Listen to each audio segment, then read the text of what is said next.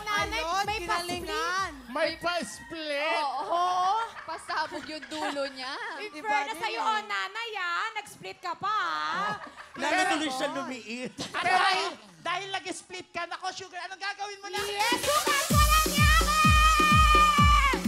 Yahoo! Eto na ako! Malapit na, konti na lang! Eto na, makakaabot din ako! Eto sa wakas! Nako, magsaya na kayo dahil meron din kayong 10,000! Wow! Ayan. Eto, mga sukat Paranaque, makinig po kayo. Kailangan yung talunin ang oras ng paumbong Bulacan na 26.6 seconds.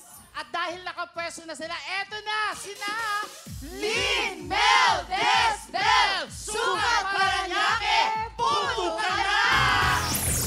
Go! Takbo! Putok! Bilis! Konting bilis! Konting bilis! Go, go, go, go! Okay, takbo! Go, go, go, go, go, go! 26.6 ang ibibig! Wow! Go! Takbo! Go, go, go, go!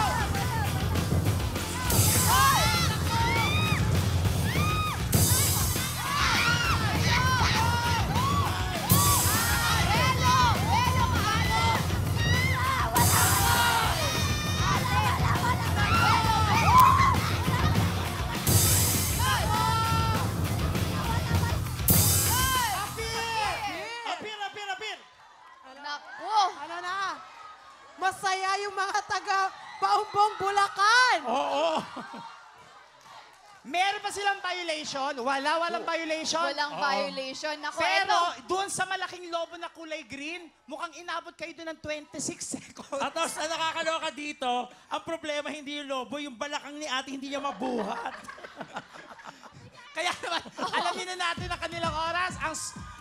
Ang time ng Sukat Paranaque ay